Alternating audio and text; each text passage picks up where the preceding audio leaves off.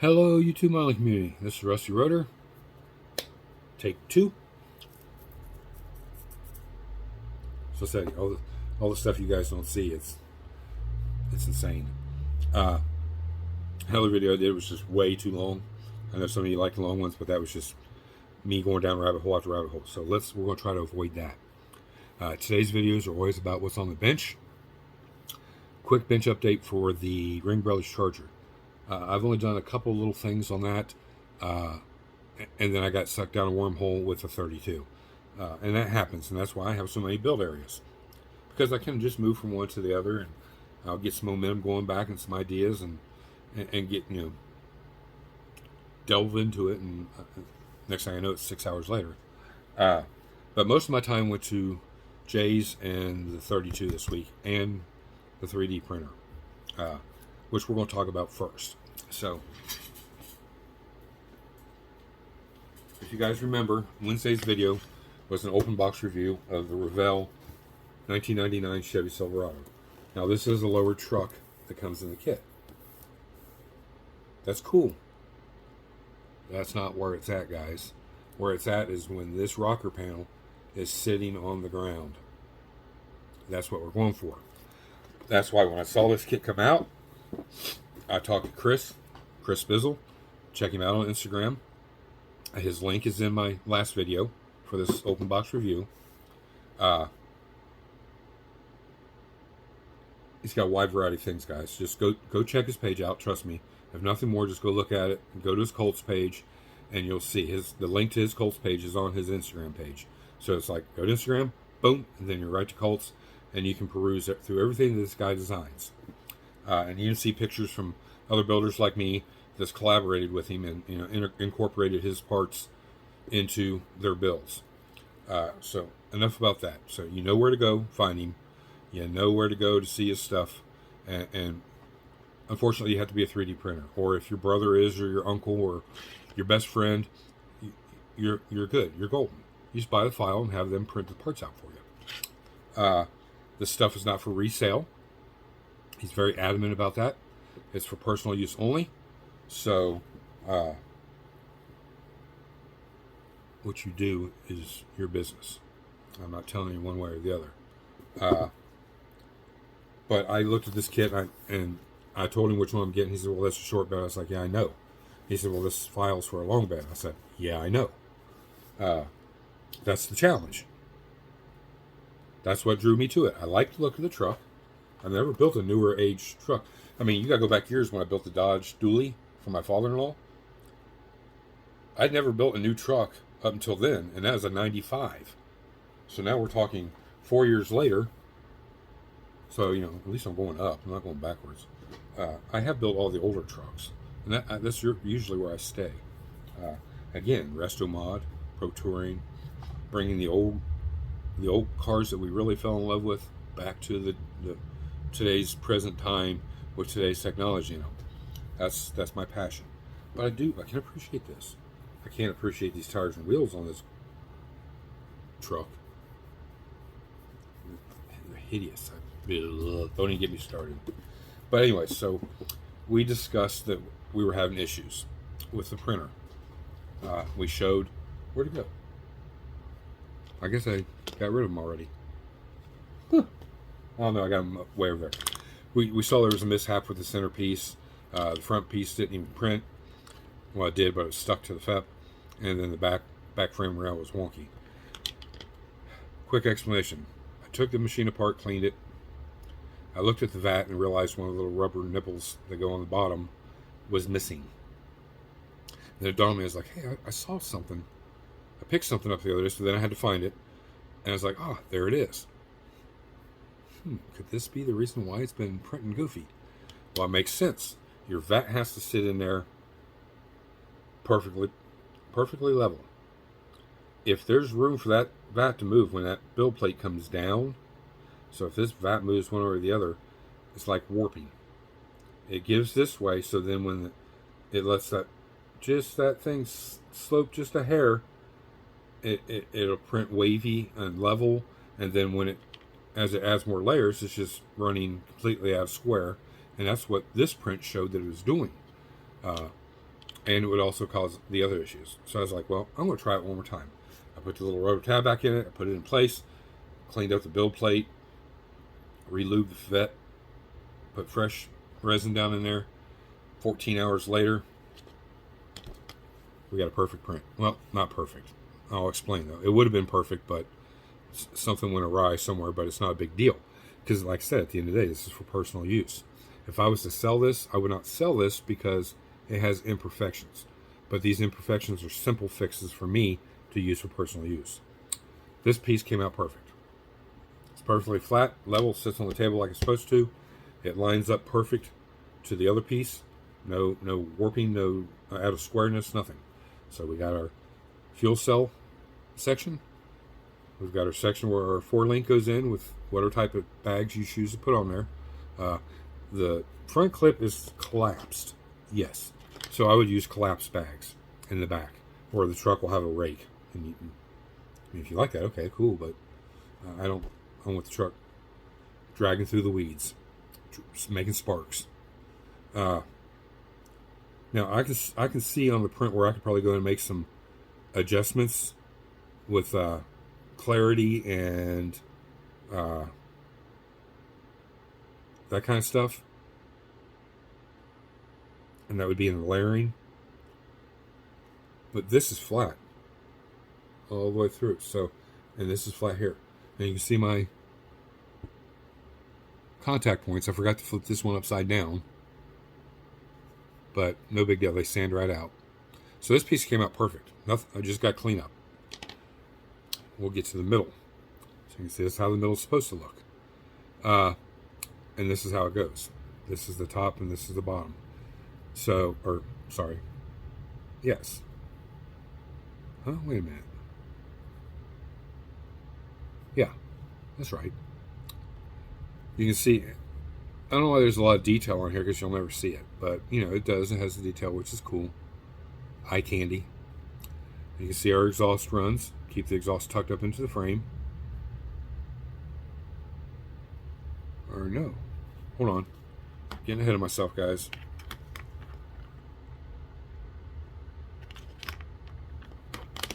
Yeah, that was correct.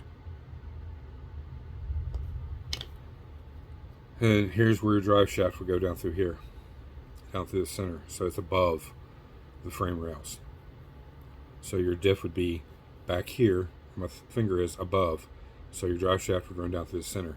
So it's above the frame also. So if you're going to drag anything, it would be the bottom of the frame. So that could be a good thing to do, is weather and then dry brush the bottom, make it look like it's been dragging the frame. But what happened is one of the little supports gave way somewhere in the print. I don't know where and how. And then it got squished up into it, and it caused a little divot right there. But I can fill that with putty and sand it down, and nobody will be none the wiser. There's a little spot over here, same way. And that's it, other than sanding and cleaning up. There's nothing else wrong with it. It's perfectly square. It lines up with the front section and the back section. So we're going to take a look at this real quick, and it'll give you an idea how it all goes together. The front section is not going to sit exactly how it's supposed to because of the design of the frame. But we'll put something underneath there. That'll hold it. Oh yeah, good enough. You guys can get an idea. This sits too high, but and then the bed.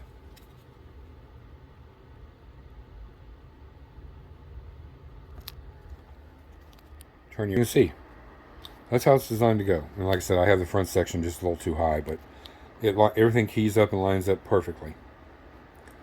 The only other thing that went wonky is on this frame. You can see right here, there's a little divot right in there, but I can fill that in too and sand it down, and nobody will be none the wiser. And then you can see it's got the smash bag, all the detail in there, the bolts. There's your spindle. There's your key for the rotor to fit on top of that, and then your wheel sticks to the rotor.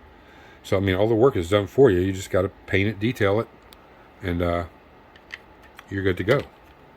So, again, this printed out.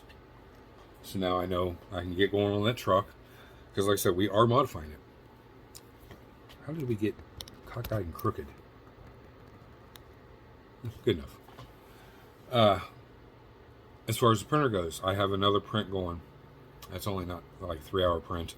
This will be the test of time to tell me if I still have an issue with the motherboard or it was with the bed, which is the VAT. Let's get technical, I guess. There's the FEP, which is the film that's in the bottom of the VAT. And then the VAT sits on top of the LCD screen. That's where the light comes up from the machine. And when that head comes down and goes to attach a layer, according to the program that's in it, then that light comes on and cures that layer real quick. And then it comes up. And there's split seconds or seconds in between. Then that build plate comes back up, and then it comes down.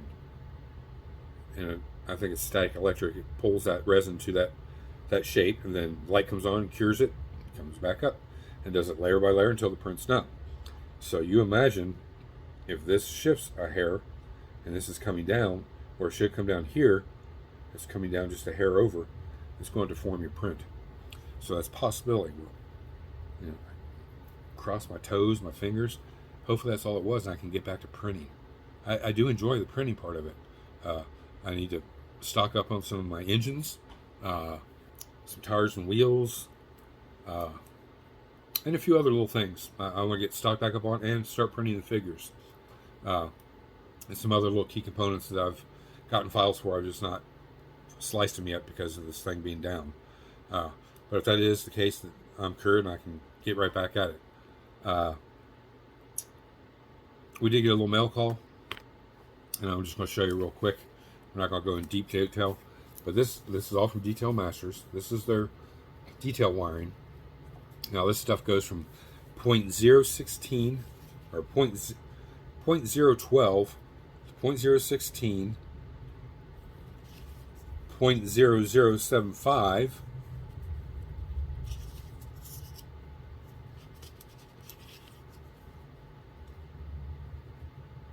it doesn't say what that is. I'm sure it's one of those. So there's at least 3 or 4 sizes of this detail wiring. Now I can tell you right now, these things are like $4 a pack. It's not horrible. You're getting 2 to 3 feet of wire. But on that balling on a budget makes me go, I need to find a company. And I've been told I can do that. A company will make the sizes of wire for me if I buy X amount. So that's what I'm going to have to do. And I don't know if I'm going to or not, but if you choose to go this route, like I've been doing, and everybody else does, you buy a pack of each. You remember those old school recipe boxes your grandma or your mom had? They're plastic, and it's got a little lid that flips up, and downside are all those index cards, and they got like A, B, C, D across the top of them.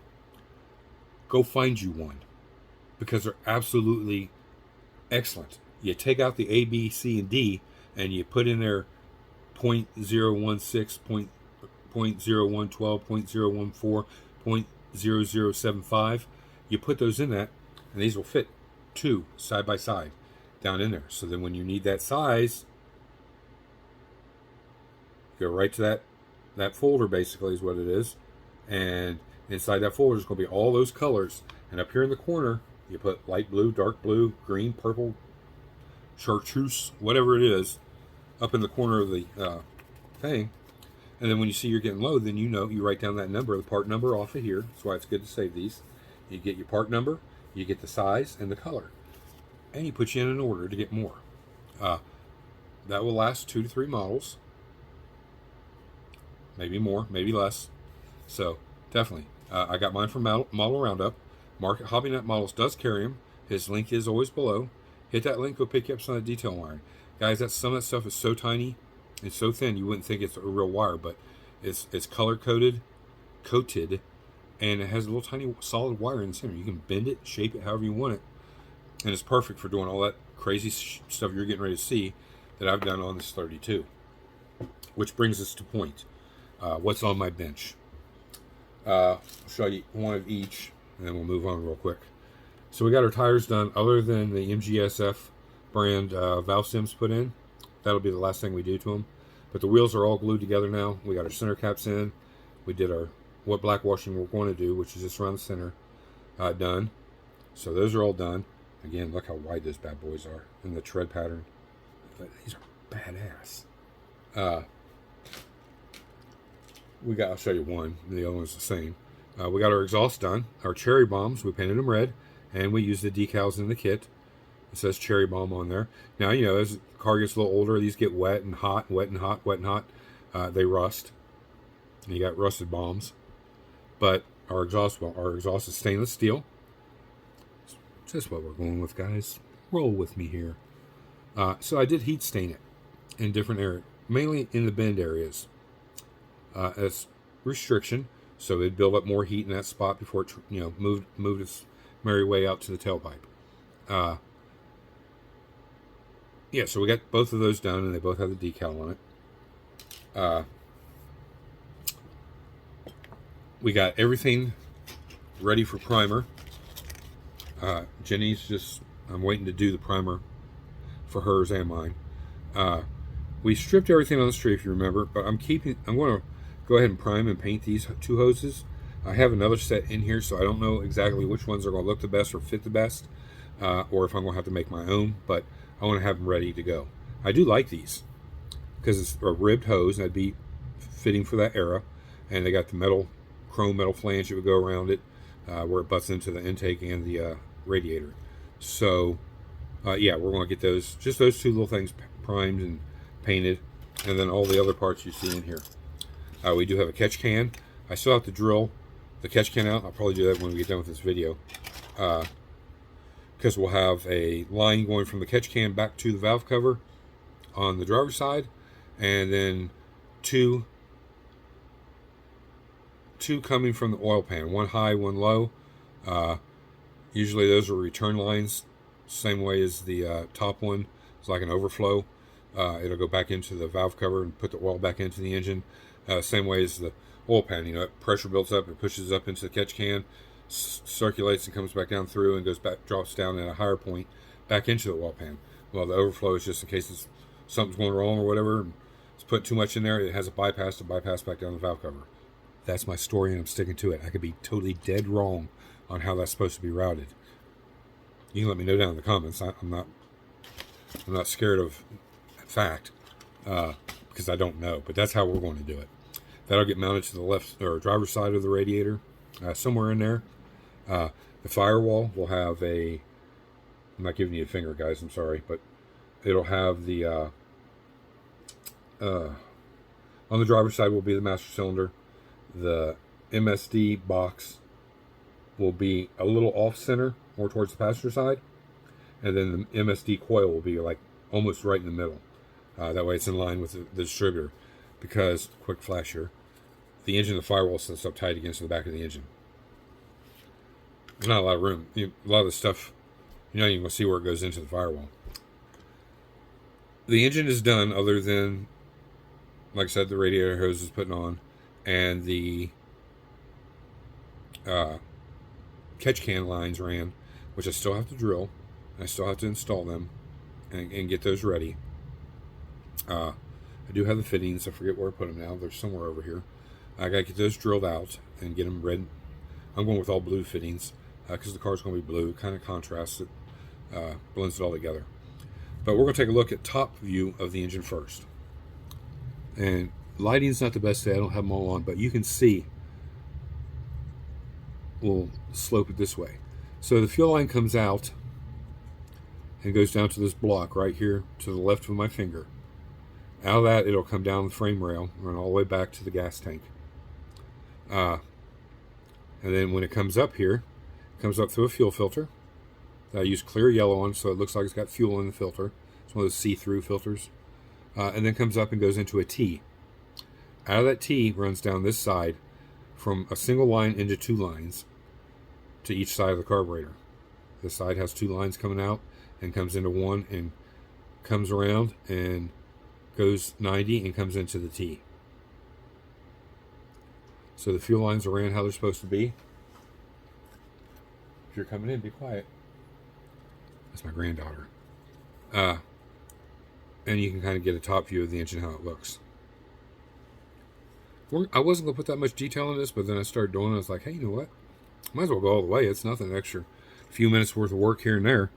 And I've always been making sure everything fits, and I'm not getting too far out of the box. And our radiator does fit tight up to this. So we know that that's all just going to fit in there like shoving 6 weeks worth of clothes into a 2-day suitcase. The, the, the icing on the cake is right here. There you guys can go. That's like the bottom layer of icing. There's the return spring in the front towards the fuel filter. You see the fuel line coming up, and it goes around, goes up into the carburetor where it's supposed to.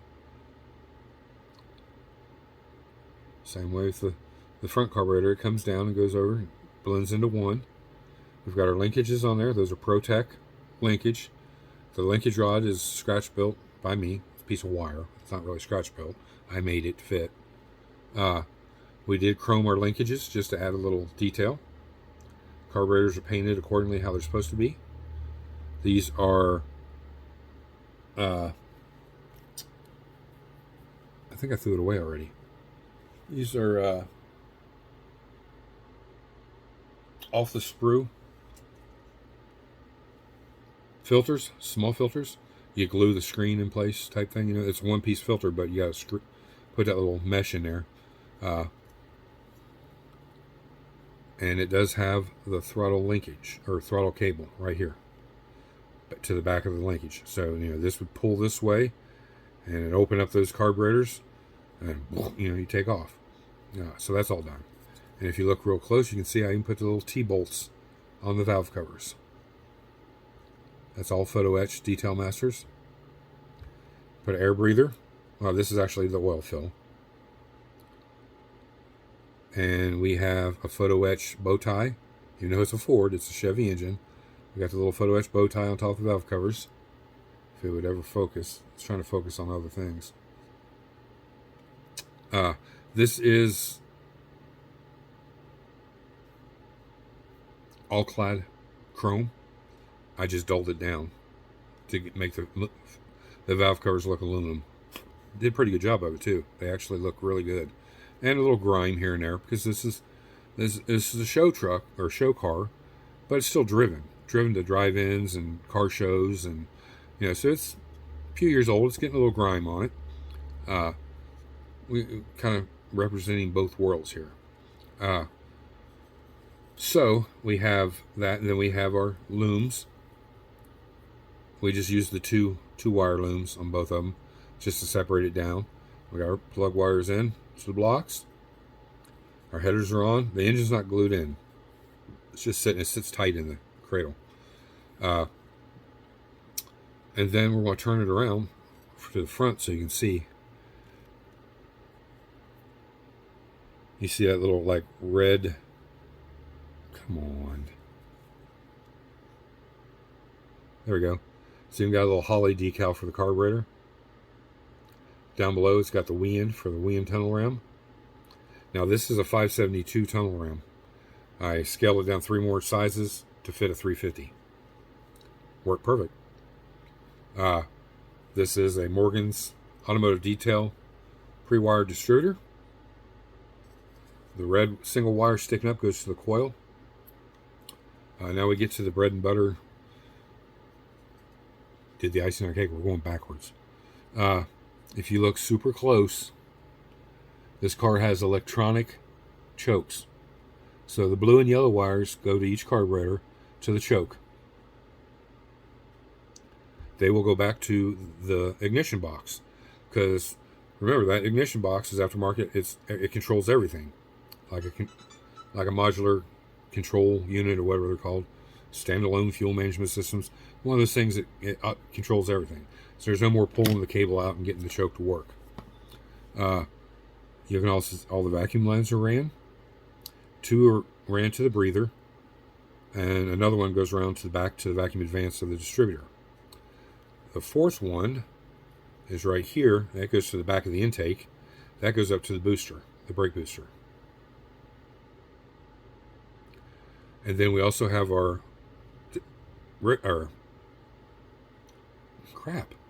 alternator. It's wired. It's black, gray, and red. It comes up and runs down through the valley of the intake, and it'll come back and it'll go to the ignition box also. So yeah, we use photo etch brackets for the front and the back of the alternator to mount it. We used an aftermarket pulley system. It is capable of running 2 belts. He's only running 1 right now. That way, if he ever wanted to add power steering or something like that, he wouldn't have to change pulleys. He would be able to line it up and put another belt on it and be good to go. So yeah, and we use the goldish green color for the carburetors, and we used a what's it called? Anthracite gray for the center area. And once those 2 colors are mixed together, those carburetors look dead on. It's just the lighting's really poor, guys. We'll have better lighting on the final, but you can see kind of right there, everything fits the part. We will drill out right down here, right between the oil filter and the word Moroso. We'll drill it high and low, and we'll run our lines up and along there, and they'll come up into the catch can that'll be up here on this side. So really, I mean, that's it for tedious work, other than running the lines, fuel line and brake lines from here back into each wheel. But I can't do that until the frame's painted. So that's pretty much it where we're at with that. Here's my coil. It's an MSD coil. It's already drilled and painted. It's got to be taken off the supports, but that red wire goes into that. And you've already seen it. You guys already saw the windshield. I've got the pin in it. That's what I was talking about. You got to pin it, or it's not. If you go putting this on there, it's not going to fit perfect, and you're going to get glue everywhere. So you're better off taking the time, measure, making your little mark, drill a little hole here where it lines up, and then pinning it. You'll be golden after that. Ask Tom, Rambler69. He did it the same way after I talked to him about it. We were fortunate enough to have handles left from the Volkswagen kit. You know how you always have extra parts? You're like, well, I don't need. No, keep them. Because here we go. I have 2 extra handles. I have a handle now to put on the back of the rumble seat. So we've got that, and that's ready to go. Just got to be cleaned up and touched up and put on the car when it's done. And I may very well pin that just to make sure that I don't get extra glue where it's not needed. I do have an antenna. I got to find it for this. We'll put on it. I was thinking about it. I'm not 100% sure on that one, but we do have this. I've showed them to you before, little miniature aftermarket antennas. I just got to find them. I had 2. I used one for. What did we use one for? I forget, but I'll find them, and we'll see how it goes. We remember we shaved the pedals, so we have the photo etch pedals to put back on it. We're going with the footprints ones. The car is manual, so it'll have 3 pedals. And then we've already seen the other stuff, so really that's pretty much it. Once everything's in primer, and where I'm at, sometime midweek I'll probably be painting if I get the time. At least the base color on this, and check it out, and then clear it. If I decide to go keeping the frame the Nassau blue, and then do the body in the Miami Beach or Miami Nights, whatever it's called, doing it that way, I don't know yet. I may just get some spoons out and play with it first and see fading it, or if the two different shades still kind of like fade. The body will be one color and the frame is the darker color. I don't know, we'll see. But you have to tune in for that. And how do we do that? You hit that little bell notification up there in the corner next to subscribe. That'll let you know when all my videos come out. Again, I thank you to all my past, present, and future subs. As of this morning, we're at 850, guys. I thank you from the bottom of my heart. Let's keep going forward. Let's not... And the way they fall off is if you guys don't watch the videos, or if you're only watching it for a couple minutes, and then you come back maybe in 4 months and watch another video. That's what's killing us right now. I get the next day, but watch the videos all the way through.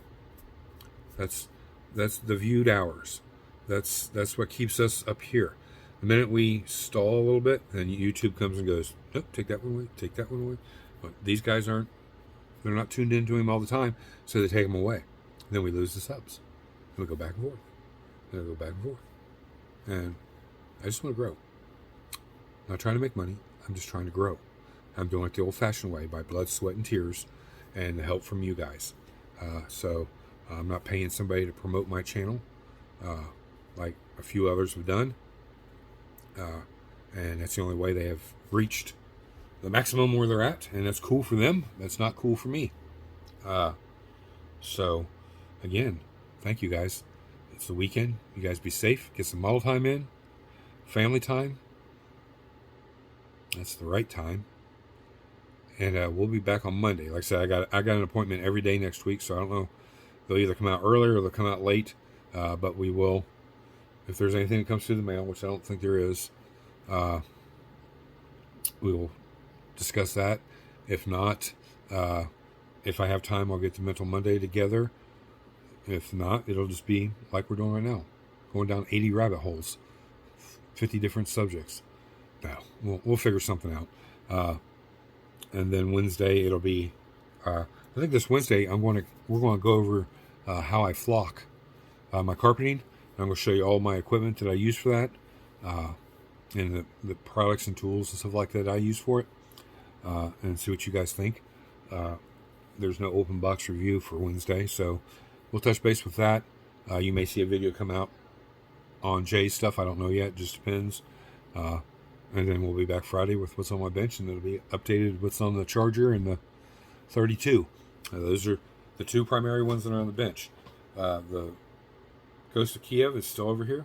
I did a couple other little things to it, but it's tedious painting all these little parts and then varnishing them, and then put it together. You got to get all the parts done first before you can put it together. So I'm about halfway through getting parts together so I can start putting stuff together, or getting parts painted so I can put stuff together. But we will update on that when time is right. Until then, it's Rusty Rotor. I'm out.